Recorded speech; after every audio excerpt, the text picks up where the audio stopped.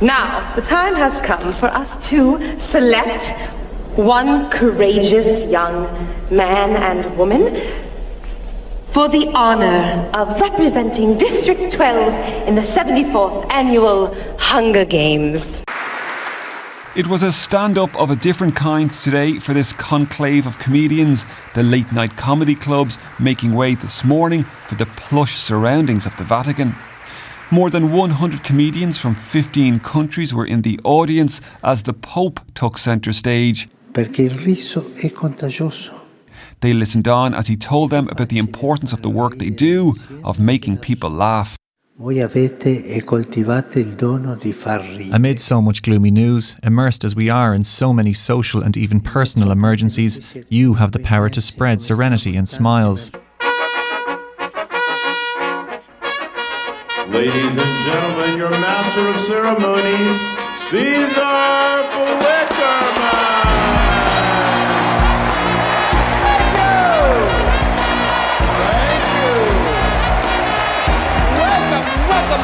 Welcome to the 74th Annual Hunger Games! You want answers? I think I'm entitled. You want answers? I want the truth! You can't handle the truth! In the mid-19th century, anywhere from 10,000 to 30,000 orphan children lived in New York City. Charles Brace had a solution. Send these orphans by train to small towns across America and put them up for adoption.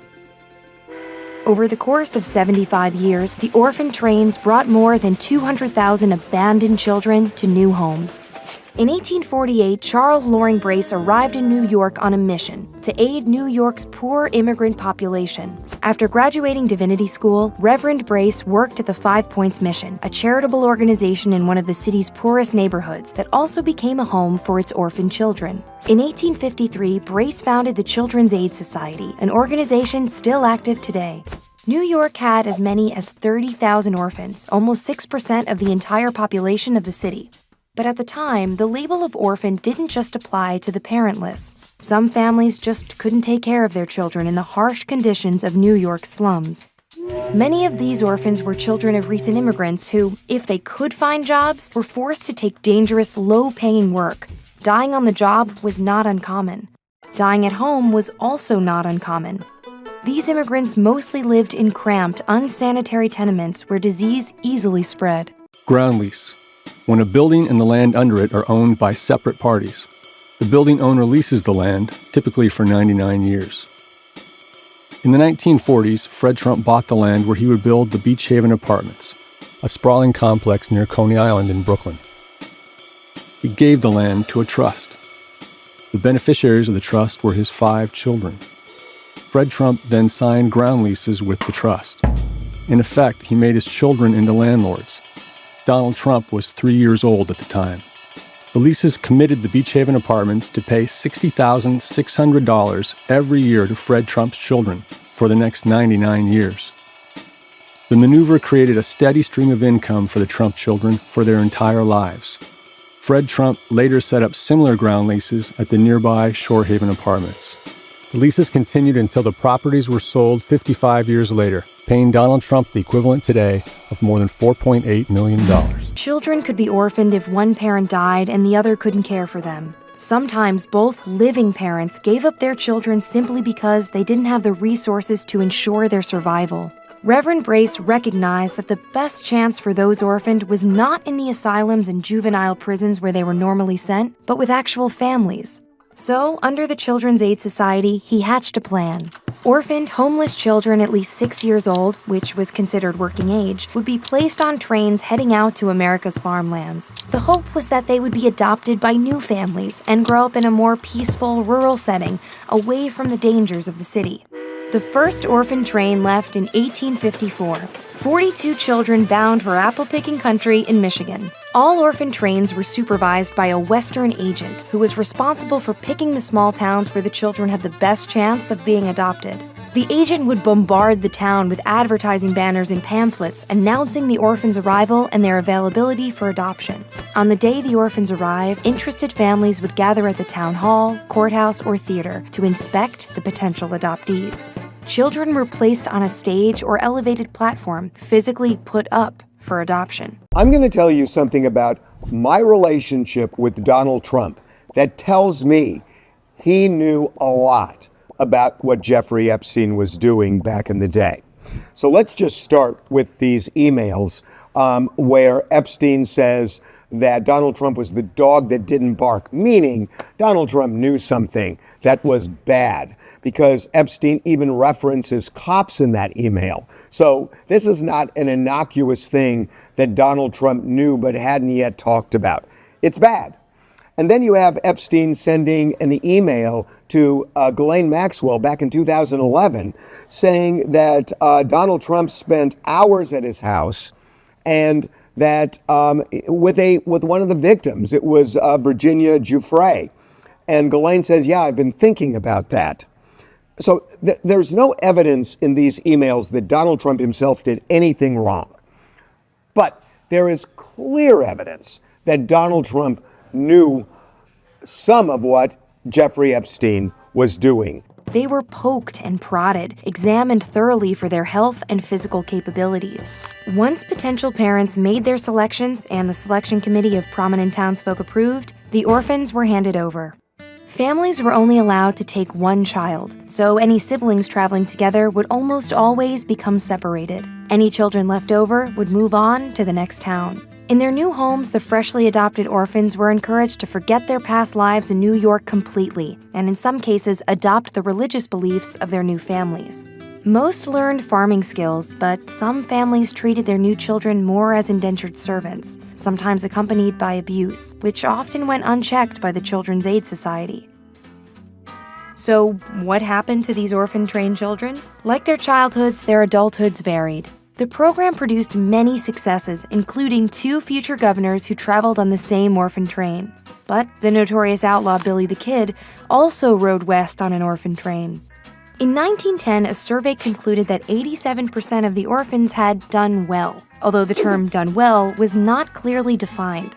The orphan train ceased operating in the 1920s as federal, local, and state governments enacted new child labor laws and assumed control for the care of orphan children. But the work of Charles Brace and the Children's Aid Society lives on. The program helped lay the groundwork for America's modern foster care system, tasked with caring for more than 400,000 children today. Than 2,300 children separated from their parents. Jennifer Martinez has more on what mental health experts are concerned about. Well, Stella, Pat, there is no doubt the kids separated from their parents have experienced trauma. Mental health experts say the child and their parent are in a place that is unknown, possibly not quiet, hostile, and with a lot of emotions. So it's a scary situation for both parties. I sat down with NAMI, the National Association on Mental Health, Southern Arizona. They say mental illness is a combination of 2 factors, genetics and environment. So these impacts coming to young children have the great potential to trigger the latent or potential mental illnesses. So this toxic effect is causing a trigger effect in brain development and susceptible brain structures, which may lead to mental illness. No, not too much of it. First of all, I like her very much. I think she's a really nice woman. I thought it was a little unusual to have politics mixed with the movies, and it's been done before, I guess, a little bit, but it was a little bit unusual to see that. Yeah. But I do like her. I think she's terrific. We want to know a little bit more about you guys, so we play this game here. It's called Fave 5. I'll ask the question. Ivanka, you answer first, and then Dad, you answer also. This is tough. Okay, Ivanka, what's the favorite thing you have in common with your father? Either real estate or golf. Donald, with your daughter? Well, I was going to say sex, but I can't relate that to Now y'all gotta get hitched, but hitching ties you down. You just want to be free, hop from place to place. But freedom takes green. It's the green, it's the green, it's the green you need. And when I looked into your future, it's the green that I seen. On you, little man, I don't want to waste much time. You've been pushed around all your life. You've been pushed around by your mother and your sister and your brother. And if you was married, you'd be pushed around by your wife. But in your future, the you I see is exactly the man you always wanted to be. shake my hand. Come on, boys, won't you shake a poor sinner's hand? Prince Andrew no more. The British royal officially stripped of his title, now officially known as Andrew Mountbatten Windsor. But despite the government shutdown, US Democrats from the House Oversight Committee now calling for Andrew to appear before them as part of their ongoing probe into the convicted sex offender Jeffrey Epstein. Our ask is that Andrew has an opportunity right now to come clean about what he may know, about information he might have about Jeffrey Epstein and Ghislaine Maxwell, and about other people that could have been involved in these horrific actions. Go ahead, Ruben. Yeah, we're with Keith and Shriners, and we do this to help kids. All right, and what are you doing today? Is this St. Patty's Day? St. Patty's Day parade, we're marching in the parade. And doing Buddha belly rubs. Buddha belly rubs, excellent. And what are you raising money for? We raise money for Shriners Hospitals for Children. Okay, and what are those? Those are 22 hospitals across the country, specializing in orthopedic care and a couple burn hospitals for children. And the Shriners are? Masons. They're Masons, okay. And that would be this building way up there. Yeah. And that Masonic temple, is that yours particularly? I bought it yesterday. You bought it yesterday? Yes, I did. Okay, and that was obviously after George Washington set the cornerstone, correct? How'd you know that? I don't know, something about that place. Robert Johnson is considered one of the greatest blues artists of all time. It's the template for what became rock and roll. I believe Robert Johnson was extremely talented, extremely gifted, and way off balance. Something's spinning strangely in that man's life. Robert was a novice guitar player, not very good. This man was a nobody. And then he disappears. A year and a half later, he's doing things with the guitar that even his mentors can't do. How could Robert possibly have gotten that good that fast? The Mets goers, Robert went to the crossroads, got down on his knees, handed his guitar to the devil. The devil said, once you receive this guitar back, your soul is mine. Prince Charles publicly admitted in 2011 that he's a descendant of the Prince of Wallachia, or Vlad Dracul, the Impaler of Transylvania, as we know him. The very word secrecy is repugnant in a free and open society, and we are, as a people, inherently and historically opposed to secret societies, to secret oaths, and to secret proceedings. We decided long ago that the dangers of excessive and unwarranted concealment of pertinent facts far outweighed the dangers which are cited to justify it. Even today, there is little value in opposing the threat of a closed society by imitating its arbitrary restrictions. Even today, there is little value in ensuring the survival of our nation if our traditions do not survive with it. And there is very grave danger that an announced need for increased security will be seized upon by those anxious to expand its meaning to the very limits of official censorship and concealment. That I do not intend to permit to the extent that it's in my control.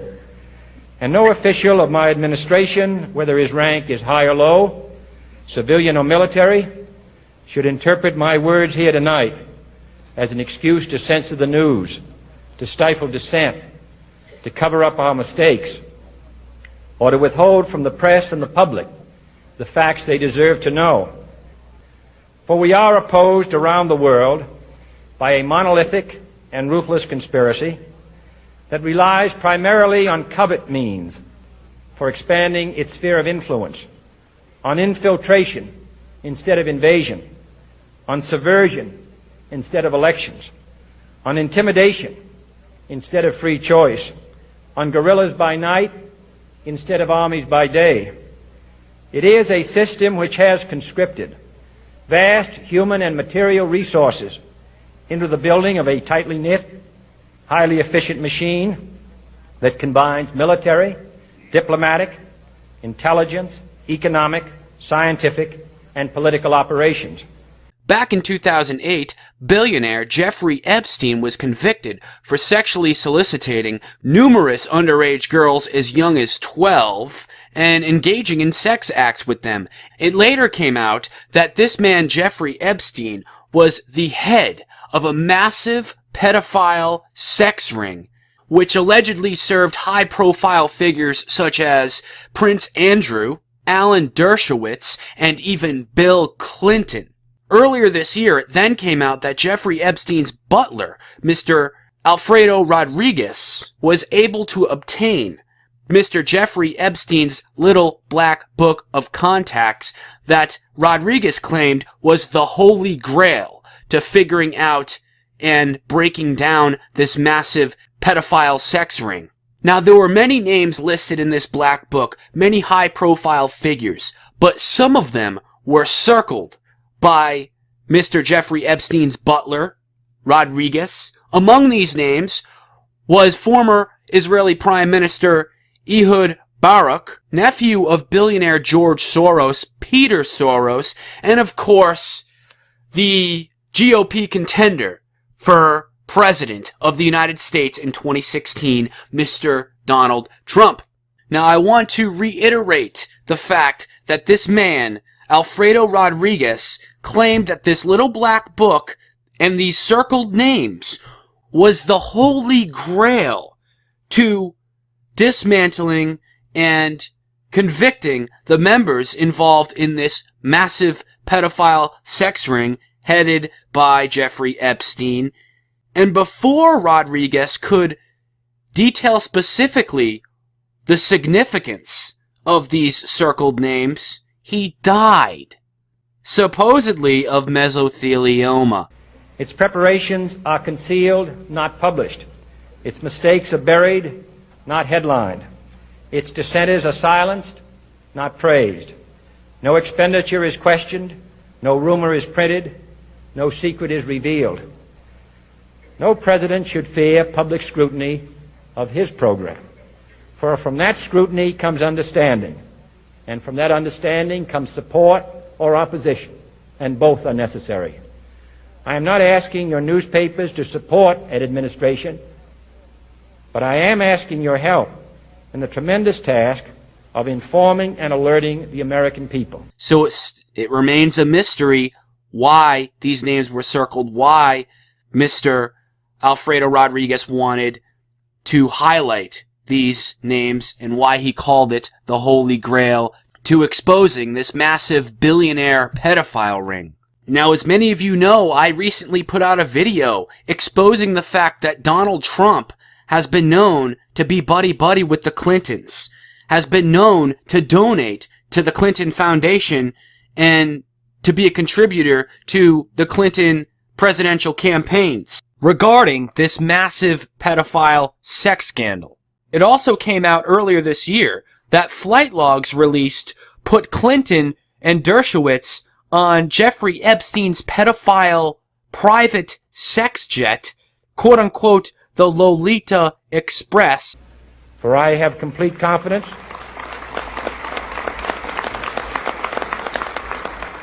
in the response and dedication of our citizens whenever they are fully informed. I not only could not stifle controversy among your readers, I welcome it. This administration intends to be candid about its errors. For as a wise man once said, an error doesn't become a mistake until you refuse to correct it. The report is that the president is dead.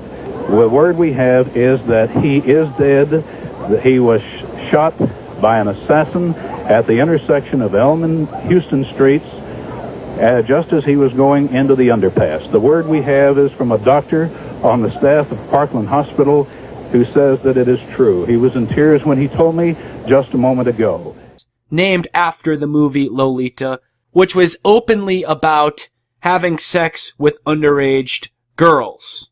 It also came out that sworn statements from Virginia Roberts, the woman who claimed she was a teen sex slave forced to have sex with Prince Andrew, included the allegation that she saw the former President Bill Clinton on Epstein's quote-unquote orgy island. And then subsequently after that, and This is pretty damning if you ask me. It came out that billionaire pedophile Jeffrey Epstein sent Bill Clinton $3.5 million from a secret Swiss bank account, according to a whistleblower. Now, remember what I previously said about Clinton obtaining a deal on behalf of Epstein and Prince Andrew and others to basically cover all this up and quell the legal, social, and political backlash received by these disgusting pedophiles. So I don't know about you, but to me this is pretty obvious. These people are all in with the same crowd. If you do make a deal with the devil, you're going to have to pay the price. It ended up costing him, the bill coming due. He let his arrogance go too far. We all have to choose how much we can sacrifice in order to achieve greatness. Yes. Are you ready? Are you ready? Are you ready? Transformation Central. Transformation Central. Reformation Central. Reformation Central. Transmogrification Central. Can you feel it? You're changing, you're changing, you're changing, all right. I hope you're satisfied. But if you ain't, don't blame me. You can blame my friends on the other side. You got what you want. Deep in the forest of Belgium, just outside the little village of Munau, lies a dark castle. A place so forbidden, many locals refuse to even speak of it. Shrouded in secrecy and heavily guarded, it is rumored to be home to unspeakable horrors. Officially, its name is Chateau Amerois, aka the Mothers of Darkness Castle.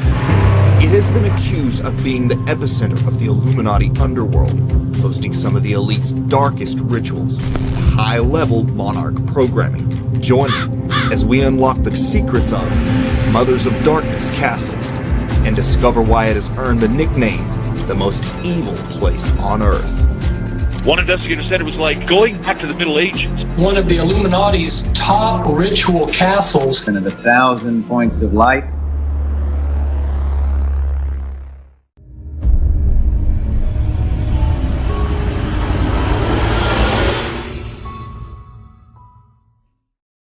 The elite love their secluded castles and stately homes, far from the prying eyes of the public, where they can engage in perverse and strange practices for the worship of their ancient gods.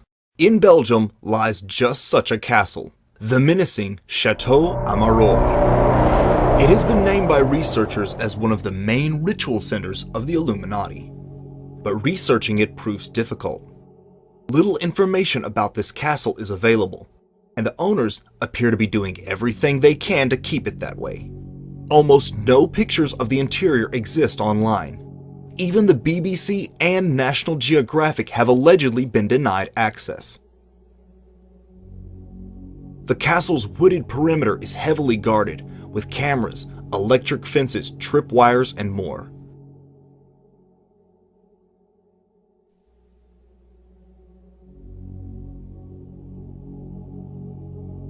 The castle was originally built for Prince Philip of the notorious Saxe-Coburg-Gotha royal bloodline, the same family as the British royals, who are descended from Vlad the Impaler, the original Dracula. Today, it is owned by an elite family of Belgian industrialists called the Solvays. The Solvays are one of the wealthiest families in Belgium.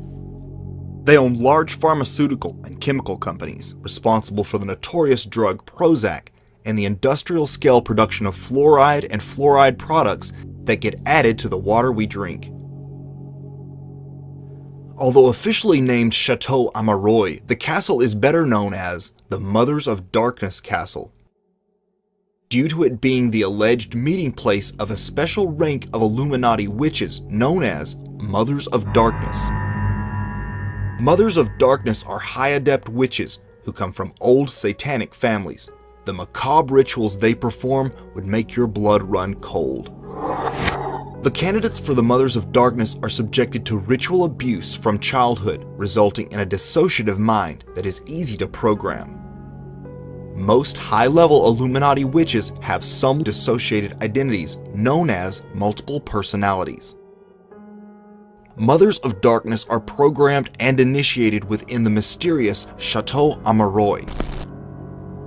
Mothers of Darkness seem to be like deep satanic priestesses that have also then raised daughters and or granddaughters and have been over many of the women involved.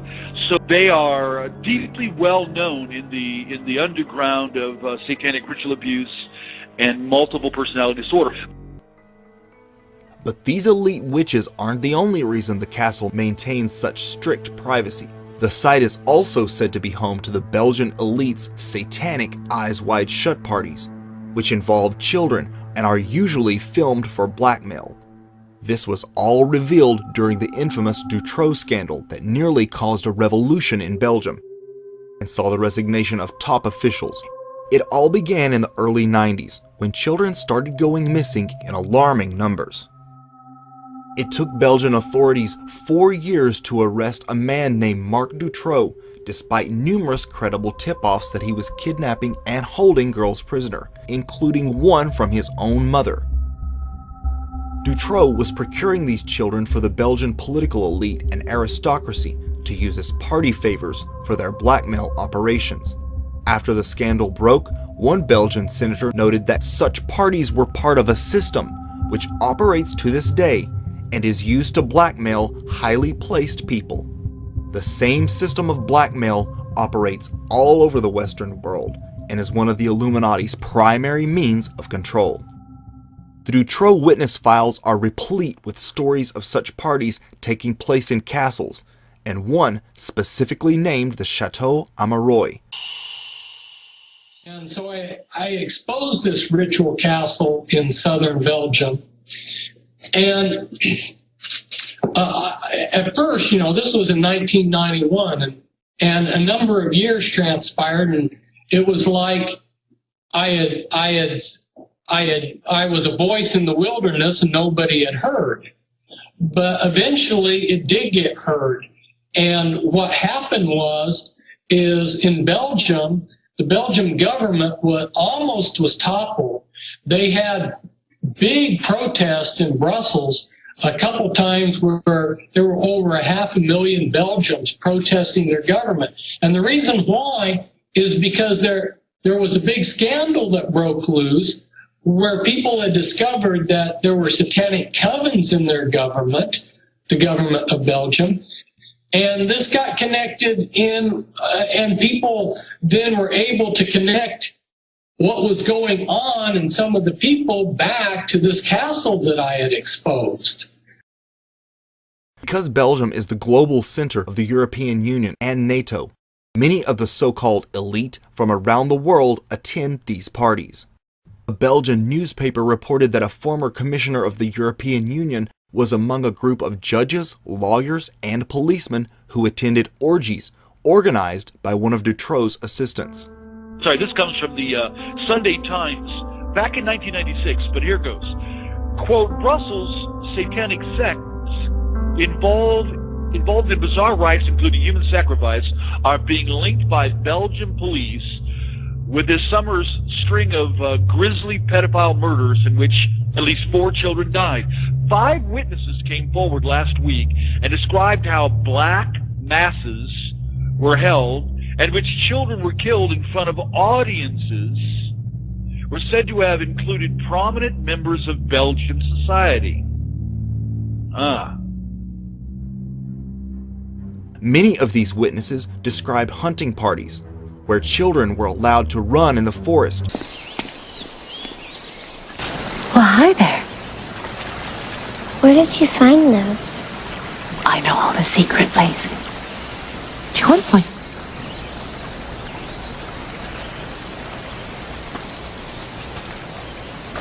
Nothing in my hat. Don't worry, that's my friend. You're missing the trick. Reach inside.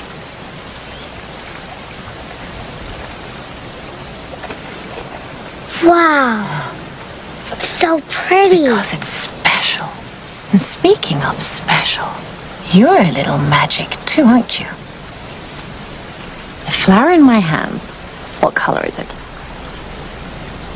Oh, it's okay, honey. You won't scare me, I promise. Purple.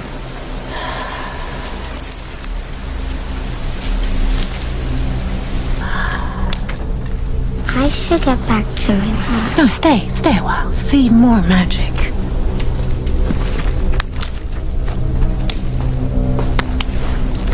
You are a special little thing, aren't you? These adrenaline-pumping events are said to be a favorite of the psychopathic elite. Abuse survivors Kathy O'Brien, Fiona Barnett, and Paul Benassi all have described similar hunting parties, known to the elite as the most dangerous game.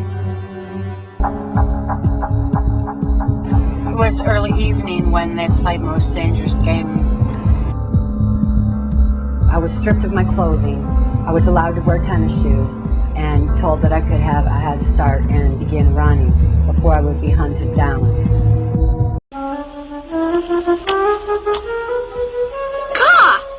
It's you! Yes, man cub. So nice to see you again. Oh, go away. Leave me alone. Let me look at you. You don't want me to look at you? Then you look at me. No, sir. I know what you're trying to do, cop. You do? You don't trust me. No. Then there's nothing I can do to help. You want to help me? Certainly. Okay. So let's dedicate this to General Kelly, the Border Patrol, and the ICE agents for doing such an incredible job. All right? This was written by Al Wilson a long time ago. And I thought of it having to do with our borders and people coming in. And we know what we're going to have. We're going to have problems. We have to very, very carefully vet. We have to be smart. We have to be vigilant. So here it is, the snake. It's called The Snake. On her way to work one morning, down the path along the lake, a tender-hearted woman saw a poor, half-frozen snake.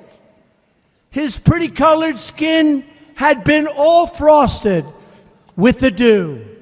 Poor thing, she cried, I'll take you in, and I'll take care of you. The border. Take me in, O tender woman. Take me in, for heaven's sake. Take me in, O tender woman, sighed the vicious snake. She wrapped him up all cozy in a comforter of silk and laid him by her fireside with some honey and some milk. She hurried home from work that night, and as soon as she arrived, she found that pretty snake she'd taken in had been revived. Take me in, O tender woman. Take me in, for heaven's sake. Take me in, O tender woman, sighed that vicious snake.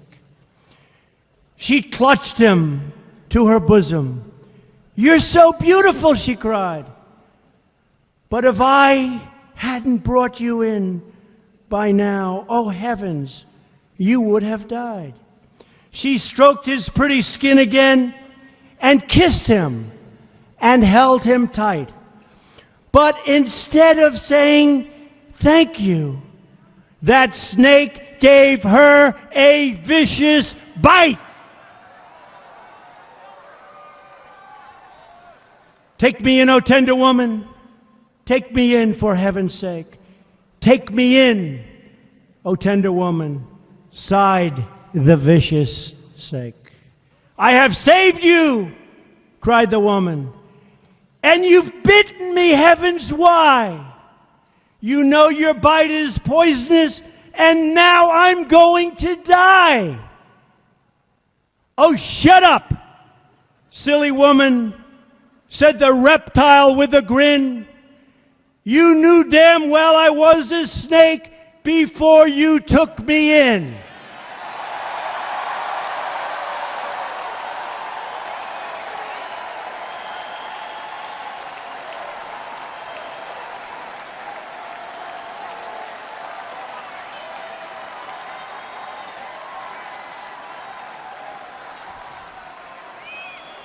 Does that explain it, folks? Does that explain it? Trust in me.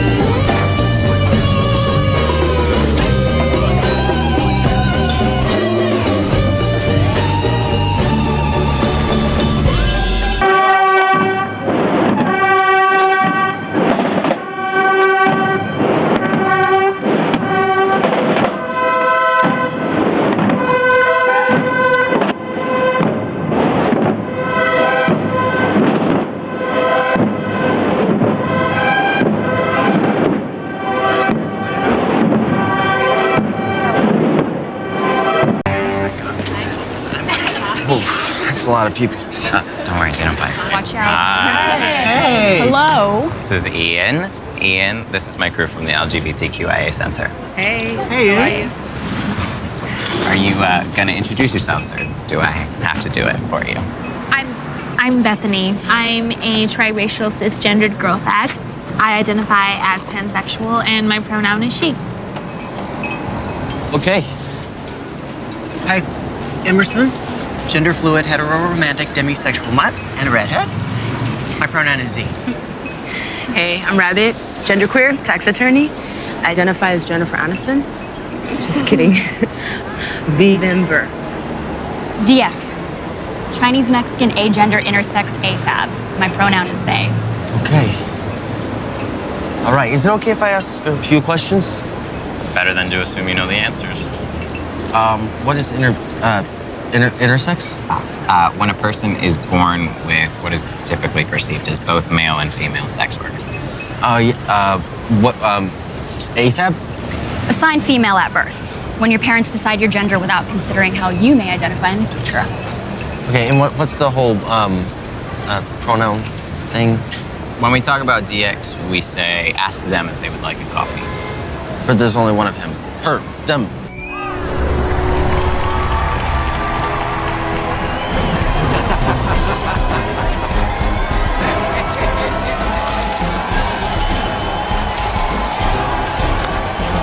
I saw that morning, being down here now, as different as it looks, I still have those visuals, those images in my mind, in my head. We're on, as a nation, fishes now. The suicide bombers, it happens in Israel on a daily basis. Those are the things we have to be careful of now, we have to watch for now.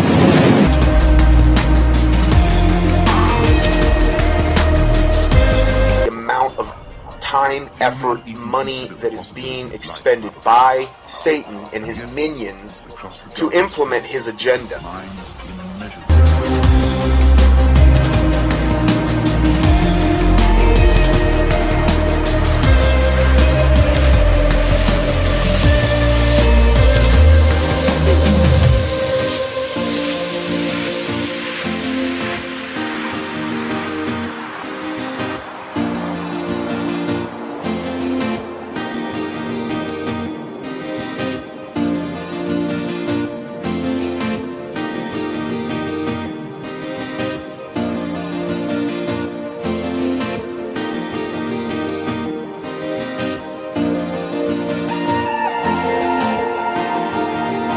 future that Ernest Cline, the writer of the book, envisioned.